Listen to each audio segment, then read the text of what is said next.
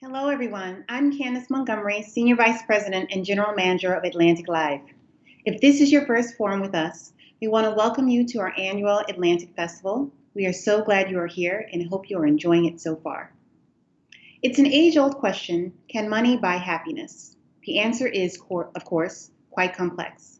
And women, people of color, and younger generations often face many structural obstacles to achieving financial confidence and well-being. So over the course of the next hour, we're going to explore what financial resources are available for underserved populations and hear advice about how to discern credible information from bad information. Before we get started, we want to thank our underwriter, Equitable, for their support of this journalism and this conversation here at The Atlantic. And we want to remind all of you at home that you can participate in the conversation via the chat function. Please tell us where you are from, and if you ask a question for our speakers, we can incorporate it and share with them throughout the conversation. Now, let's dive in. To frame our discussion, please welcome Fred Makonnen, Divisional Vice President of Equitable. Thank you, Candace, and hello, everyone. I'm Fred Makonnen, Divisional Vice President with our group retirement business. I'm delighted to be here, and all of us at Equitable are thrilled to help make today's forum possible. Creating financial confidence and well-being, growing and protecting your assets over time, and planning wisely today to get to where you want to be tomorrow, whatever your goals are all at the core of everything we do. That's our purpose and our mission. Can money buy happiness? Candace is right. The answer is complicated, but what we do know is that financial security, the peace of mind it can bring, and the choices that it can allow you to make, well, all of these things can be very important parts of facilitating happiness. However, you define it in your own life. And that's why we're so excited to bring you today's conversations. First, we're going to hear from some very smart and caring people about how to close wealth gaps. Our economy is uneven. See what structural forces need to change in order to create more equity and opportunity. And alongside that big society-wide view, how can individual people in their daily lives better position themselves to do the same? Next, we're going to hear from some equally smart and caring voices about young people and their financial futures. We know that many of today's young people are weighted down by debt, rising rents, and early career wages. We also know that people are living longer. So young people arguably have more to consider when building financial plans that address what's needed today in an emergency and longer term into retirement.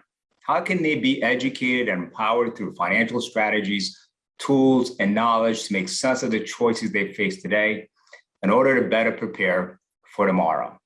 The answers to these questions should make for some lively and illuminating conversation. So let's get started.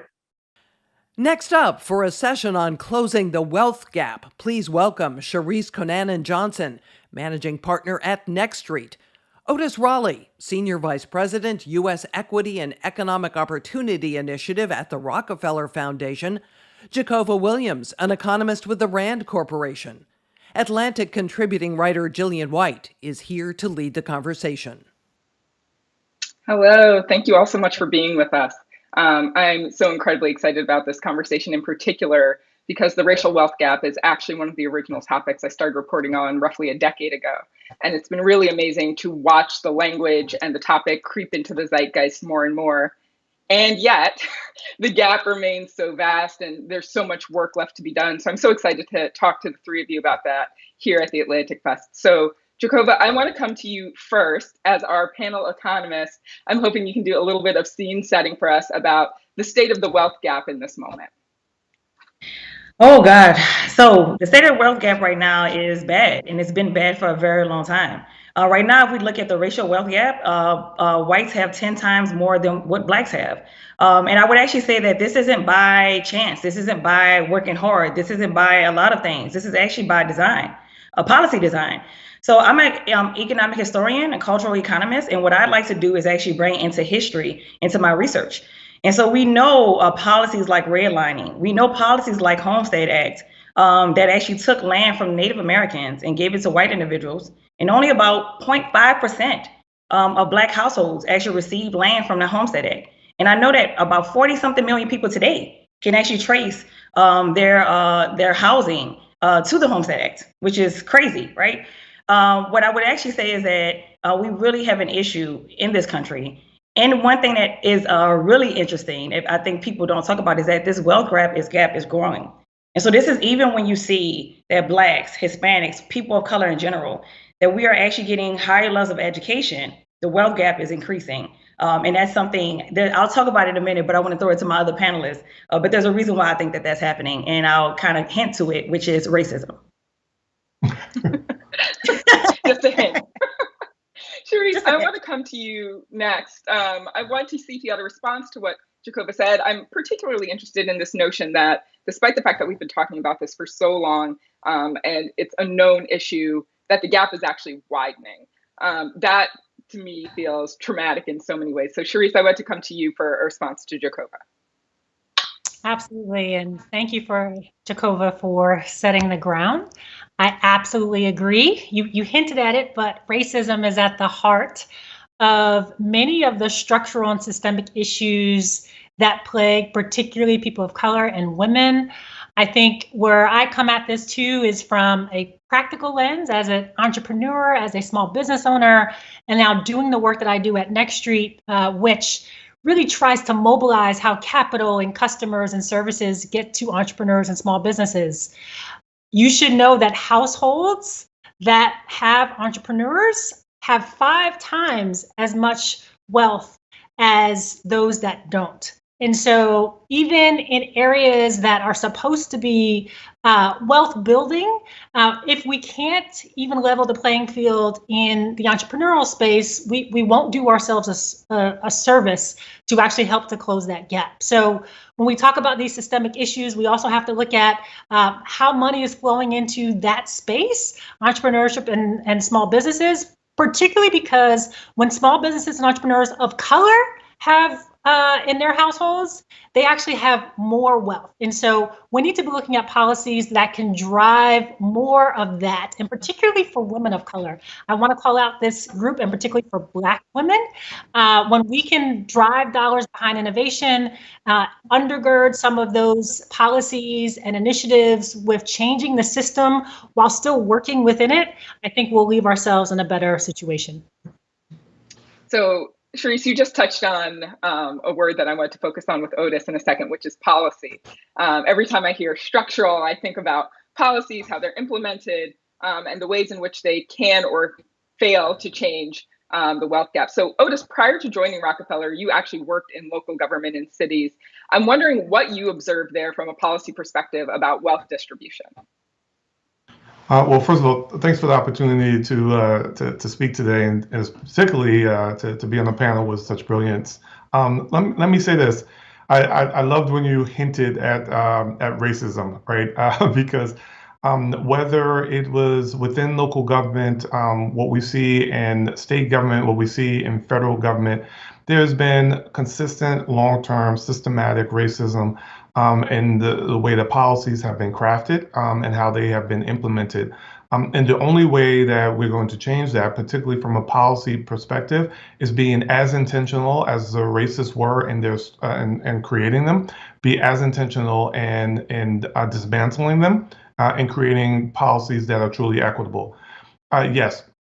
I saw it in local government. I've worked in majority African American cities, and even there, where you had Black leadership, there were still structures in place that were put in place before those individuals were elected, and some of them worked hard to try to dismantle it, but they still exist. So yes, I've definitely seen it within local government, and from the perch that I'm at now, in a global foundation, we are just trying desperately to try to address it from both a policy and practice standpoint, understanding that there are political policy initiatives that need to move forward to reverse those actions, but that we also need practical steps in terms of access to capital and credit now. For particularly for entrepreneurs of color. And when I say entrepreneurs of color, I want to be very specific that of color, as we look at the data, not because I'm Black, but because what the data tells us that Black and brown individuals face the hardest hardship in terms of economic hardship, and therefore we need to be intentional of addressing our policies to reverse that for African American and Latinx individuals within the United States. Thanks for this. So I want to pull two threads that each of you have mentioned together now. The first is talking about Black women specifically. The second is talking about the role of small business and entrepreneurship. So Charisse, I want to come back to you quickly to talk about why small business ownership and why entrepreneurship are so important to the wealth puzzle. Absolutely. And it really starts with the contribution of small business and entrepreneurship to that wealth equation. And I'll repeat with respect to when small businesses are in the household, they contribute so much to wealth, and that number is 5 times. And when they do it as a person of color, that number is more like 10 to 15 times. And so in addition to the independence, the freedom, there's actually just monetary wealth gains that come from owning a business. And ownership can come in different forms, but really reaping the profits and the equity and even valuation from companies can be so demonstrable to a household. And when we think about entrepreneurs and small businesses, they also do so much more for communities. When Black and I love your point, Otis, and also Latinx households start and form businesses, they do so in the communities in which they come from, which tend to also be with Black and brown people. And so the job creation argument here as well is super important for our local economies. And when more people are starting companies, getting other people's jobs, those people can then contribute to GDP here and the economic wealth effect here. And so it's super critical that entrepreneurship is such a big lever for the wealth equation. And I also want to focus on the mental psyche, right? Entrepreneurs and small business owners, they have an innovation. If we want to invest in the best ideas, we want to solve the biggest problems, that's where it comes from. It comes from entrepreneurs and it comes from small business owners. You don't even just need to start one or build one. We actually need to support them at the ecosystem level. And that means buying from them. That means investing in them. And so I want to push us also, it's not just about even starting and growing one as yourself, but getting into the mindset that entrepreneurship can propel all of us from a wealth equation. Jhacova, I saw you nodding vigorously as Charisse was talking. I'm wondering if a lot of that resonated with you. And also, I wanted you and Otis to both weigh in on, the catch-22 here that I see is, as much as I've reported on the Black wealth gap and I've reported on entrepreneurship and small businesses, the thing that I've always had to report on is the fact that Black entrepreneurs and small business owners, and particularly Black women entrepreneurs and small business owners, tend to get access to capital at much lower rates than any of their other counterparts. So I'm also wondering how we square that circle. Jhacova, I want to come to you first, and then Otis, I'll go to you. Yeah, sure. I want to actually, again, I'm an economic historian, so I love to bring history into it. And I swear one piece of information that I want to give that I think a lot of people are not familiar with is Dr. Lisa Cook's work. I love her. She's my mentor. And one thing that she actually found was that lynchings, historical lynchings between 1882 and 1930, that they were actually related with Black patent activity. So what she saw was that where there were more lynchings, that you saw that Black entrepreneurship declined in areas. Right. And so what I would say is that you see that not only were there policies created, there were actual racist acts that helped to actually stop us from owning our own businesses and being entrepreneurs. And I would also agree, yes, one huge thing that I think we've got to talk about, I'm from New Orleans, that's where that accent comes from, is that small business owners contribute so much to the community. It's one of those things where I can't tell you how many times I visited mom and pop shops. You build a relationship with them. And one other thing I will add as well is that I totally agree with owning your own product. There is something beautiful, even though I work for people, right? There is something beautiful in owning your own product and being able to control your own narrative and do what you want and actually help your community as well. So to me, it's one of those things where being an entrepreneur, having a small business, really, yes, it adds to the wealth gap, but I would definitely say it helps to build your community as well. Otis, can you follow up with, yeah, go ahead. I'm so sorry. I couldn't agree more. I mean, all the data shows us, right, that small businesses keep funding in local communities, that 68% of the dollars spent at local small businesses stay in the community. And that's crucial as we are trying to rebuild and reinvest in small communities and African American communities, to know that an investment in entrepreneurship, an investment in small businesses actually helps to facilitate an investment in that community. So that is part of the reason why the Rockefeller Foundation, we are really focusing in terms of our equity and economic opportunity efforts in and around both economic policy, but then directly around access to capital and credit, right? With a focus on small businesses, leaning in on Black businesses, Black women in a way that makes sense, by not just trying to create opportunities for them to have access to capital, but also contextualize technical assistance, and then supporting those institutions that are actually focused in and on those individuals and those communities in a real and substantive way. We've really opened up our endowment in a way to really try to invest smartly and strategically, to really try to counteract the long-term racist investments that had occurred. We did not have access to the resources to build wealth, right? We don't have family and friends to get those initial dollars to that many of those who are not melanin endowed, right, who have access to those resources because of long-term wealth that has been built. That now we have to, in many ways, kind of start from scratch. And so we see it as an obligation and a moral imperative, right, for the foundation to really be investing in entrepreneurship and investing in those communities that had historically been cut off. Jhacova, I want to come back to the hint that you gave us earlier about racism.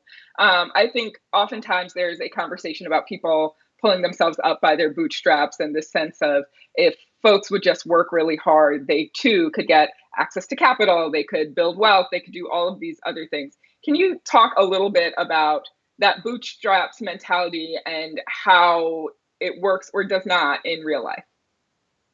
Yeah, sure. It's the American dream, right? We have people, literally, so many people immigrate to this country because of the idea of, hey, if I work really hard, it's going to pay off. What I would say is that may partially be true, but the reality is that it's policies that have been created to benefit one group and not benefit another group. My former employer, Valerie Wilson, who I loved, she was my boss at EPI. She used to always say that there are no race-neutral policies. I want everybody to think about that. There are no race-neutral policies. And so what that means is that all of these policies that we have on the books, they're going to disproportionately impact people. And what we see is that they disproportionately impact people of color. Right. And so it's really one of those things where this whole idea of like, hey, just do these great things and everything will end up well. That's actually not the truth. One thing I can say is to add a personal story to this is that my father, really hard worker, he worked at a corporation, only had a bachelor's degree. And so he poured into me and said to me, hey, you need to get a PhD. You need to go for the goal, because if you do that, your life will be easier and all these different things. And what I would say is, no, I still experience racism every day. Still, every day I experience racism, right? And so I think it's really one of these things where we've got to really understand that, hey, this whole idea that if you just work really hard, everything's going to be great. No, I would say Biggie said it best: more money, more problems, right? And that's just the truth of it, right? And so it really is, the higher up you go, the harder it's going to get, because you're probably the only person there. And it's not this whole idea of you work really hard, it's going to pay out. I cannot tell you how many friends I had who I went to public school with who are smarter than me. But I'm telling you, it just happened to be some kind of way. I cannot tell you. It's really luck. It was just luck that I got out of it. And it's really one of those things where, no, the policies have been designed to benefit certain groups and to come at a cost at certain groups. And so we need to really start talking about how policies are not race neutral. And so we do need to have race forward policies and be very intentional about creating those policies. Can I add to that a little bit? Just I think I don't believe in luck, right? Because if you believe in luck, then you have to believe that African Americans are the most unlucky people in the nation. And so I don't believe in luck. I do believe, though, in access, opportunity, and investment, right? And where we have access and opportunity, and where both public and private entities invest in African American communities, in Latinx communities, you will see success. Right, your father's investment in you, the investments that you've made in yourself, right, and then the access and opportunity that was afforded to you helped you to earn, and the fact that you worked your tail off. I don't know you that well, but I believe it, and I see it, right? And I think ultimately, though, we need that when we're talking about what can, in fact, diminish the racial wealth gap. With support from the Rockefeller Foundation, we helped support Apis and Heritage, right? Which in June was the first close of a $30 million flagship legacy fund developed to help to close the country's racial wealth gap, right? They're transitioning businesses with large workforces of color into 100% employee-owned enterprises, right? So that folks can build equity, right? This and helping them to develop employee-led buyouts, right? A model for them to have ownership of these companies and to build wealth in ways that historically we have not been able to build wealth. This is just one example of where we see it. How we can kind of leverage some of our philanthropy to really try to create access, opportunity, and investing our grants and our dollars in a way to really try to reduce the racial wealth gap. Yeah. I want to quickly get to an audience question from Sarah. I'm a grant writer and would-be entrepreneurial people of color seek out my services. I'm in Atlanta, but I've worked with clients in Washington State. What is the best way for me to help them? So I think the question is basically, how do I assist people who are trying to be entrepreneurs from a distance? So Charisse, I want to go to you, and then Otis, I know you work in the grant making world too, so I want to see if you have anything to add there. Yes, well, Sarah, right, was the name? Yeah. Yes, well, Sarah, kudos to you. I'm a writer too. I just wrote this book called A Wealthy Girl, 7 Steps to Prosperity, Peace, and Personal Power, which is all about making sure that people know that you don't have to be old, white, rich, or male to be wealthy, right? So I want to encourage you to continue to write because writing is a way to get your best ideas out there, but also particularly in the COVID environment, we are moving to a new digital, I think, reality where you can be helping entrepreneurs and small businesses in multiple and in a scaled way around the country. And right now there are many resources available. And if you're in Atlanta, so many initiatives going on around being intentional, particularly around women of color entrepreneurs and entrepreneurs of color in general. I think about a platform like Enrich Her. I think about Digital Undivided. I think about so many people out here just, I'll call it, doing their thing, particularly for supporting the entrepreneurial landscape. And so we, though, collectively, and this is the point that I want to bring up here, is that I think we have to stop defining wealth just on the dollars and cents. That, I think, does a disservice to particularly people of color. Why chase a standard that never had us in mind in the first place?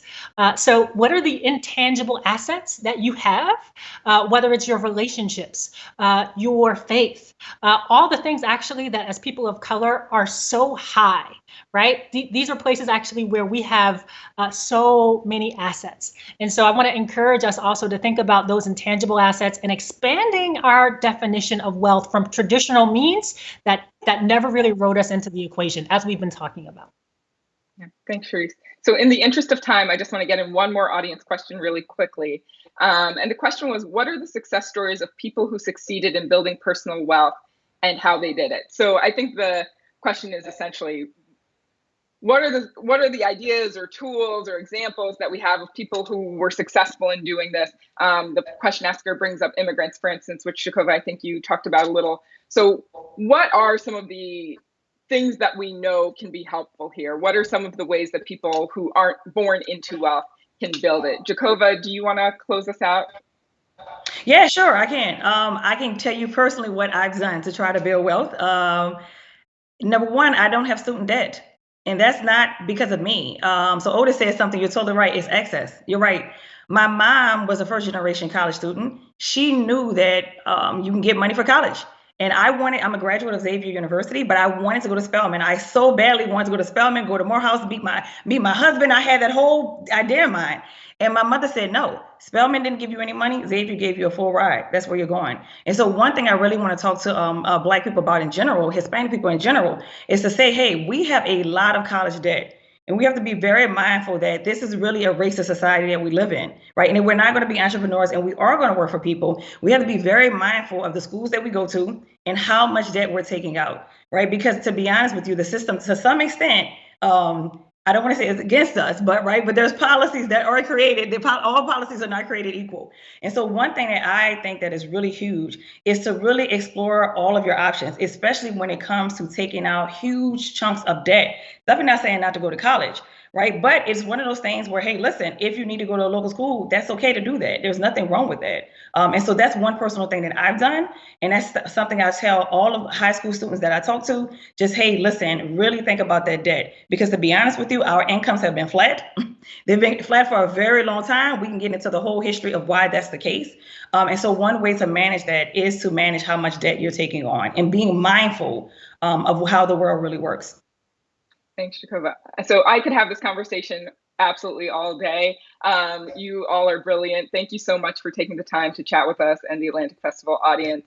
And we're going to leave it here for now.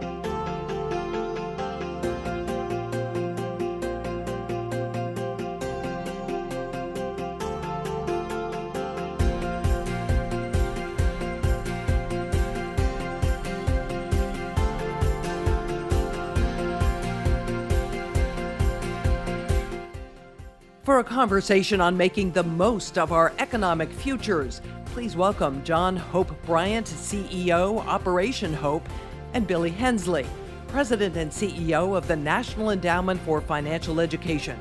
Jillian White is back to lead the conversation. Hello again. Thank you to my panel so much for being here, and thank you to the audience for sticking with me for this really important conversation and this really important event. So in our earlier panel, we talked a little bit about the state of the wealth gap, focusing specifically on race. And in this conversation, we want to talk a little bit about strategies for the future and how we think about wealth building and financial security, particularly for younger generations, many of whom have been through quite a bit. So COVID now, if you're me, you went through the Great Recession starting in 2008. And just thinking about how those younger generations have really been hammered by some difficult economic circumstances. So John, I actually want to start with you because the topic of entrepreneurship came up so much in our last conversation as something that could help both build wealth individually and also support communities and potentially support closing the wealth gap. And I know that entrepreneurship is something you focus really closely on. Can you talk to me about why that is the area that you've chosen to look at specifically? Well, first of all, I'm glad to be with you, and I'm glad to be, Dr. King would be proud. You're exactly what he had in mind 60 years ago in Coretta Scott King. I also am glad to be with a magazine that was created in a time that was literally created to push back on slavery in the 1800s. People don't know the history of the Atlantic, maybe. Look, I thought the last panel was quite thoughtful, and I know they mean well, but I actually disagree with a number of things that were said. We cannot create a new definition of wealth. I mean, well, I do agree that relationship capital is wealth. That is how I created wealth. But literally, we couldn't have this conversation if it wasn't for entrepreneurship and business, right? Even if you want to distribute money like a socialist, you have to first collect it like a capitalist, right? All legitimate wealth in this country is created through entrepreneurship, private sector wealth creation. The biggest, let me agree with the panel, The biggest illegitimate wealth was slavery, but that was also business. It was just bad capitalism. So that wasn't about enslaving Black people per se. Sorry, it wasn't about hurting Black people per se. It was about how do I get free labor for 240 years? How do I create capital out of people? It was abusive. It was disgusting. It was horrible. But it was about this. The color is not black or white at the end of the day, or red or blue. It's green. So every big business was once a small one. And wealth is freedom. And so I am literally a walking, living embodiment, as is my mother and my father and my grandfather, who was a slave. That is actually possible. My grandfather was a slave, great-grandfather was a slave, grandfather's 1871 born, probably born in slavery in Mississippi, got free through a farm.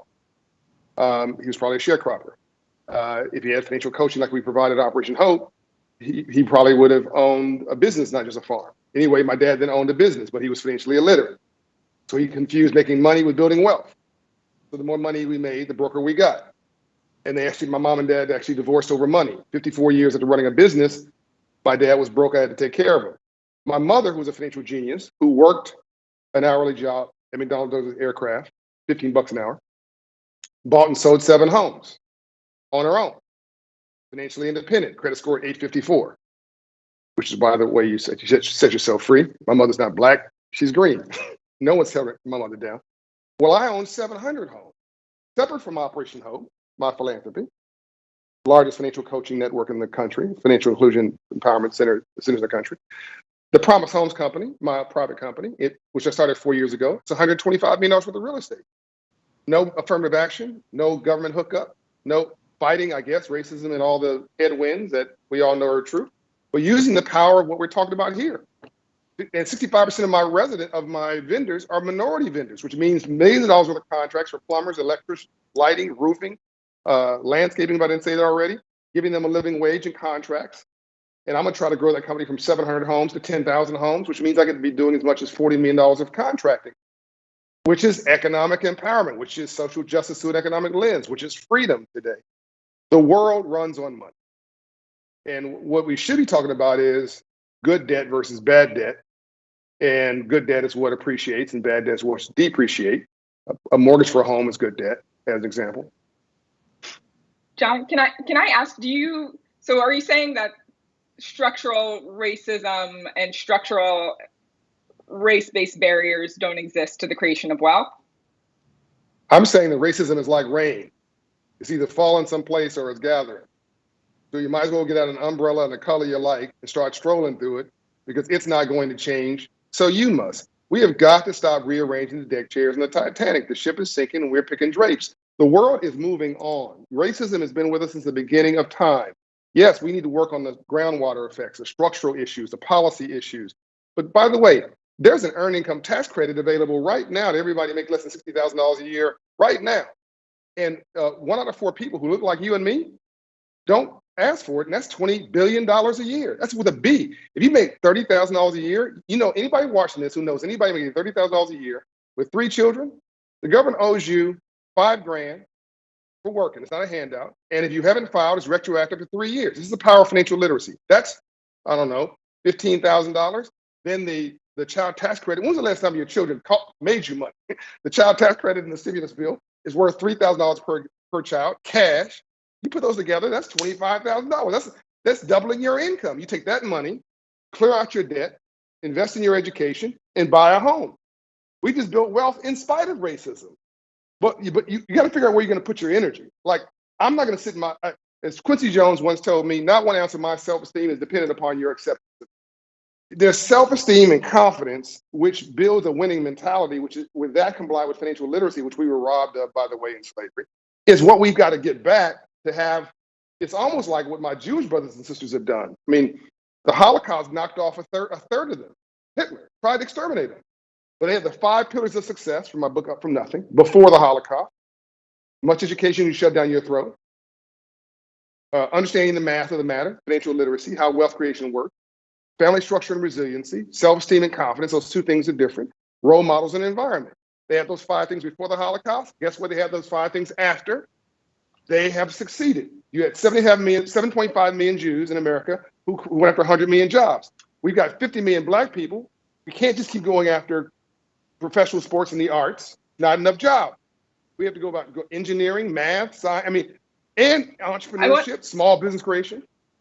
I want to come back to the topic of how one builds wealth within a system that is racist, but I want to also get Dr. Hensley involved here. Dr. Hensley, you focus particularly on financial literacy, and I want to know what you think people need to know. What is that people do not understand that would fundamentally change the way that they're able to build wealth or shore up their finances? Well, I mean, the first is the obstacle of access to information. It's a very fundamental issue that we're facing right now when it comes to the things that John's talking about here. But you have to have access, and that begins with things like representation. Less than 2% of certified financial planners are people of color. And so when you're thinking that the ratio of the number of Black Americans in the United States to the number of financial professionals that are in the communities that are providing this is so low, so it's getting access to the information, as well as low-income school districts. Only around 3 to 4% of those are providing a class on financial education to help build literacy, those fundamental structures of knowledge. There's a lot of obstacles in the personal finance ecosystem, sort of have to navigate around and over, and there's a lot of barriers as well. So until you have the fundamentals of knowledge and information, whether that's shedding light on those obstacles or whether that is tactics to sort of work through those, how can we even begin if you're not provided the information? So, and then you add on to that the fragility, if you will, of the average American home, and we know that is disproportionately set in certain geographic regions. It's tied to race, it's tied to education level and socioeconomic status. And when you add all of that together with the lack of information, the lack of representation in terms of the discipline in the field, you're starting from way behind. And so organizations like mine are working to provide as much information, quality data. We need to understand the landscape of the financial ecosystem so that we can help people build the knowledge to navigate around that. Now, there are structural issues that need to be addressed, as highlighted by the last panel, but we begin with education, and if you begin to learn and have confidence, there's a direct relationship between taking courses in financial education and getting financial coaching and counseling, and building confidence in your ability to sort of approach these problems and sort through the noise. I mean, just go to a search engine and type in a question about personal finance and see what the answers are and see what the top answers are and who sponsored those, as well as where is the quality information coming from. And so once we sort of democratize this information and inform the practice of education in terms of personal finance and strive to increase the quality of that, then we can begin to chip away at some of these issues and build stronger entrepreneurs, as well as confidence in the ability to begin, the home search or what have you, with tied to education outcomes with that. So there's a lot of fundamental issues here, and your personal financial life can be very complicated, especially if you don't have the answers and if you haven't been trained in a way that's that helps you launch from your home. I want to talk a little bit about that concept of helping to launch. In my reporting, and anecdotally myself, there are a lot of people in younger generations who worry that the mechanisms through which people have built wealth and financial security no longer work or will not work for them. A lot of people went through a period of real difficulty trying to find jobs. Then we had wage stagnation and lack of wage growth for several years. A lot of people do not believe that Social Security will exist when younger generations retire. So, and homeownership, obviously, a lot of people saw what happened with subprime debt. So I'm wondering what the two of you say to younger people who are trying to figure out the best tools and mechanisms to build their financial future, given all the reticence and given kind of what they've seen in their first years or decades out of school. John, I'm going to start with you. Well, first of all, I agree with everything my panelists just said, and they do a great job, by the way. And Operation Hope has 180 free financial coaching locations around the country to provide what he's talking about. I say ignore the noise. Look, There's never been a riot in a 700 credit score neighborhood in America's history. It's never happened. They only happen in 500 credit score neighborhoods. And I know this sounds simplistic, but I've mapped credit scores. We have a Hope Financial Wellness Index by zip code. And all of our problems are in 500 credit score neighborhoods, which you also see check cashers, payday loan lenders, rent-to-own stores, title lenders, liquor stores, pawn shops. And by the way, black and brown urban neighborhoods and white rural neighborhoods. There are four things that have never gone backwards in American history. Real estate values, and I heard you mention about the real estate crisis. Yes, here's what happens with real estate. It goes this, it crashes, and then does this. Then it crashes, and then it does this. Same thing, second thing, never gone backwards in US history, stock values. It does this, crashes, hold on to it, don't sell it. Then it does this, crashes. There was like an $8 trillion increase in real estate values, in stock market values in 2020 during the pandemic. While we're all talking about the crisis over here and the drama and the problems, folks are getting rich over here. 13% of black folks invested in the stock market. Buy it and hold it, forget about it. Buy a home, forget about whether you're underwater. You gotta live somewhere. Buy it for the same cost of rent and hold it. Do not sell it. They aren't giving away any more land. The third thing has never gone backwards. GDP in America, gross domestic product. The fourth thing, the prospects of middle income, highly educated, high school, college educated white men have never gone backwards. I'm joking, but I'm serious. That deals with a race issue. Now, the fourth issue I have nothing to do with, but my white friends shouldn't be afraid of black progress, is my point. But those first three things, we can participate in that. So entrepreneurship, you build wealth in your sleep. Young people, go start a business. If you either cash a check or write one, become an entrepreneur. I'm an entrepreneur. I'm a job creator. I'm an employer. Every business was once a small one. Buy that home. Buy it in the hood. And the hood in France is called Paris. The hood in the UK is called London. This is centrally located real estate, and folks coming back for it. It's just going to go up. I'll stop. Can I ask you to delve into that a little bit more? You know, I think some people, if you say, you know, just go buy a house or just go start a business, they would say, I would love to do that. I make $36,000 a year. I went to college and I have student loan debt that is, you know, $25,000. Where would I even find the cash to be able to do that? That's not possible for me. Great. No, first of all, take the words can't and impossible out of your dictionary. Mindset is everything. Mindset is everything. And you build wealth in your sleep. So Operation Hope and Shopify committed $130 million to Operation Hope during the pandemic to create 1 million new black businesses over 10 years. We're going to invest $25,000 as white to every business, every aspiring entrepreneur or business owner watching this in America. Cost you nothing but your time. We're going to give you a free e-commerce license from Shopify. We're going to give you a free website. We're going to give you a free domain name search. We're going to give you free payment systems, free delivery systems, free a credit line after your first sale. We're going to give you free small business entrepreneurship training, help you get your credit score up for free, right? Free business plan, right? We're going to put a lawyer and an accountant and a business manager around you, 2 hours each, free, so that you can win. This is just one example. I've got a bunch of other tools that we have available, but we got to take advantage of them. Yes, there are problems out there. Everything you in the last panel said is correct, but we can't focus on them. We can't obsess on them. It's like Ambassador Young, who was on the balcony with Dr. King when he was assassinated. He said, to live in a system of free enterprise and not to understand the rules of free enterprise must be the very definition of slavery. So even if I took all the money in the world and distributed it equally to everybody, that some people, my friends, would say we should do, in the next 3 to 5 years, the top 3% would own it again because they got the memo on how money works and everybody else didn't. So I'll stop because I've got to start preaching. Dr. Hensley, I wanted to come to you about the question of what you would tell younger generations of folks who feel like they're really struggling to get financial security or to build up wealth. What are kind of the first key tools that you would suggest to them? Well, first of all, let's just start talking about money. I mean, let's demystify this topic. You know, I've joked for years that there were 3 things we didn't talk about growing up: politics, religion, and money. 2 of those we are incessant about now.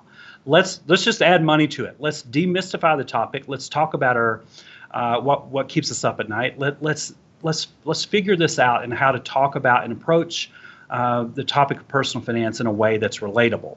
I think the old models of do it my way without sort of considering context don't work. And that's why people will not approach this topic. Oh, that's for someone else. It's something I need to engage in. So that's number one. And you do that by building confidence. So let's get personal finance education in every school in this country. And let's start. Every person we talk to says, oh, I wish I'd have had that in school. Or I wish I'd have had more.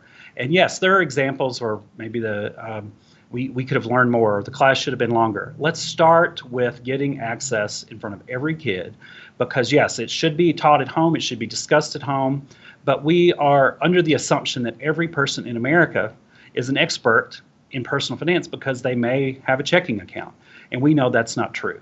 And so let's start to talk about it from an early age. Sesame Street has figured this out. Let's follow their lead. Let's start at an early age. Let's talk about money and then begin to do that. And let's think about personal finance from the topic of planning. And what's your plan and how do you move forward? And what are the competencies necessary? Yes, rules of thumb are fine and helpful. And if you want to memorize those, good for you.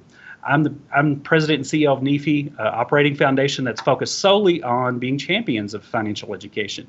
But I would rather hear your story. What are your goals? What do you want to achieve? And let's think through how to make that happen. And let's put the personal in personal finance, because it's something we're all going to have to interact with our whole life.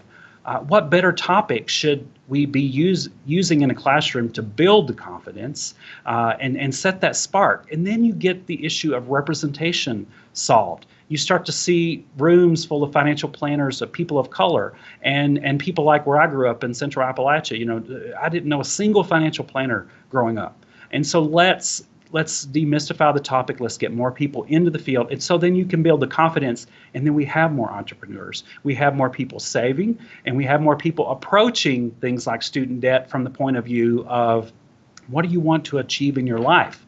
It may be about what you do every day. It may not be about getting an X number of dollars saved, but it's about your experience and what gives you joy and what gives you happiness. And I think personal finance is at the very center of that.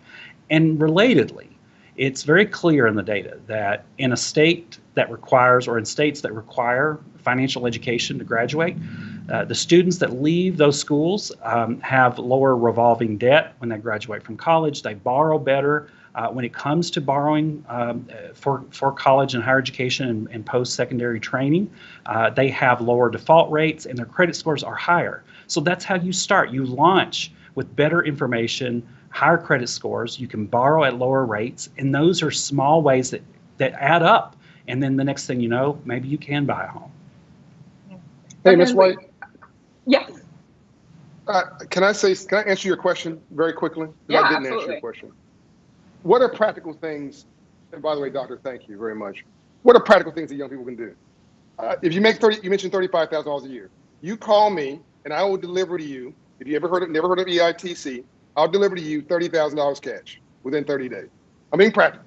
You make $30,000 a year, $35,000. You have 3 children in this example. I'm gonna deliver to you. I promise you $30,000. Earned income tax credit, stimulus bill. This is financial literacy that he's talking about. Number 2, if you've never checked your credit, I guarantee there's an error in your credit report. If we challenge the credit bureaus, they must respond within 30 days. If they don't respond within 30 days, they must remove it. That's a 30-point pop in your credit score. So you're gonna go from 580 to 620, or from 600 to 630. And half of Black folks have a credit score below 620, 640 in this country, which means you're locked out of the free enterprise. I just wanted to answer your question about practical things people can do. No, I appreciate that. I have one final question, which is, if you had to tell young people one thing to figure out, get down pat as they're going to start out their own lives, they're trying to make themselves financially secure, figure out how to build a future for themselves, what is that one thing that you would really want them to get under control, really want them to have a good understanding of before they strike out on their own? Dr. Hensley, I want to start with you. Understand the benefits if they're offered at your job. Don't leave free money on the table. I have made that mistake. I made that mistake in my early 20s myself. I'm sure John will say the same thing. Don't leave free money on the table. Use the match. understand your benefits and get every cent out of every benefit that's offered to you at your workplace. If you can start that, and whether you're at a part-time job or whether you're starting in a full-time job after college, work to read everything and understand that benefit package and use it. Thanks. John?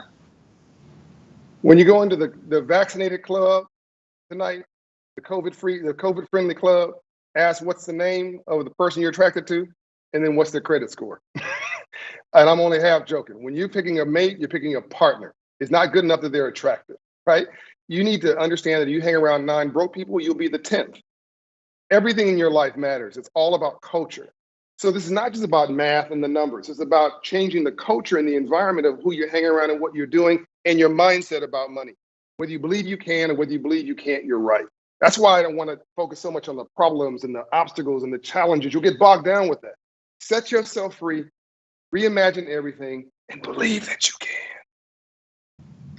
All right, I want to thank you both for this lively discussion and thank all of our viewers for spending some time with us this afternoon. And we're going to leave it there. While we're on a break, we encourage you to network with other attendees and visit our expo booths. To participate, select the networking icon located on the left-hand side of the screen. Next, click Join, and you'll be randomly paired with another attendee for about 5 minutes. If you wish, you can exchange virtual information with each other and keep in contact via direct message within the platform. You can also click the Explore icon to visit our virtual expo booths. Here you can explore more resources from the Atlantic and our underwriters related to today's event. We'll see you shortly after the break.